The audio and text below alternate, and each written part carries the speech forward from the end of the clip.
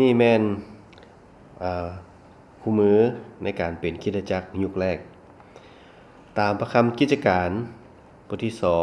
2 37ถึง47และบทที่4ข้อ1ถึง3เฮาได้เห็นเฮาได้ศึกษาและเฮาเห็นว่าคริสตจักรยุคแรกซึ่งเป็นคริสตจักรที่เริ่มต้นทำอิฐหลังจากพระเยซูเจ้าขึ้นถึงฟ้าสวรรค์แล้วผู้ที่เชื่อในพระองค์ก็ได้สืบต่อประกาศข่าวประเสริฐและก็ได้เป็นพยานเรื่องของพระเยซูเจ้าและเฮาเห็นว่าข้าเจ้าได้เฮ็ดตามคำสั่งของพระเยซูเจ้ามีอยู่10อย่างในการเป็นคริสตจักรที่เข้มแข็งในยุคแรกที่1เราเห็นว่าข้าเจ้ามีการประกาศข่าวประเสริฐที่2มีการบัพติศมาที่3เห็นว่าข้าเจ้าเหตุการณ์อัศจรรย์และหมายสำคัญโดยพระนามพระเยซูและที่4เห็นว่าข้าเจ้ามีการอธิษฐานร่วมกันประจำบ่ได้ขาดเนาะและต่อไปที่5เราเห็นว่าข้าเจ้าห่วงใยซึ่งกันและกันซึ่งว่าฮักซึ่งกันและกันช่วยเหลือกันในคริสตจักรแล้ว6เราเห็นว่าข้าเจ้ามีการ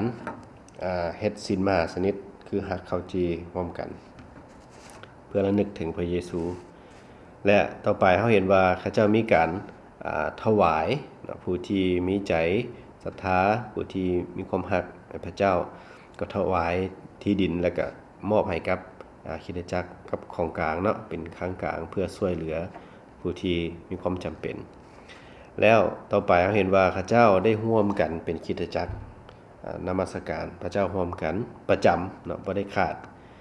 แล้วต่อไปเราเห็นว่าข้าเจ้ามีการสร้างสาวกเพราะว่าข้าเจ้าได้สร้างคนต่อไปรุ่นต่อไป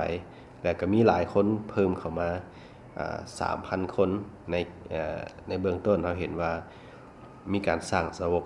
ทวีคูณเนาะแล้วต่อไปเราเห็นว่ามีการถูกขัดขวางหรือว่าถูกความยากลำบากคือการข่มเหง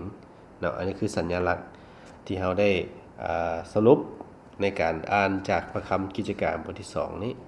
เราเห็นว่าคริสตจักรที่เข้มแข็งคริสตจักรยุคแรกที่พระเยซูเจ้าได้ตั้งไว้ฉะนั้นมี10อย่างที่ข้าเจ้าได้เฮ็ดประกาศข่าวประเสริฐบัพติศมาการอัศจรรย์และอธิษฐานความรักศีลมหาสนิทและก็มีการถวายและก็การร่วมกันเป็นคริสตจักรประจำและการสร้างสาวกแล้วสุดท้ายคือการข่มเหงแสดงว่าข้าเจ้าได้เฮ็ด10อย่างหรือว่าประเสริญกับ10อย่างนี้เนาะประจำและจึงเฮ็ดให้ข้าเจ้าเข้มแข็งและจึงกลายเป็นคริสตจักรสู่รุ่นสู่รุ่นจนถึงปัจจุบันนี้อันนี้คือการเป็นคริสตจักรยุคแรก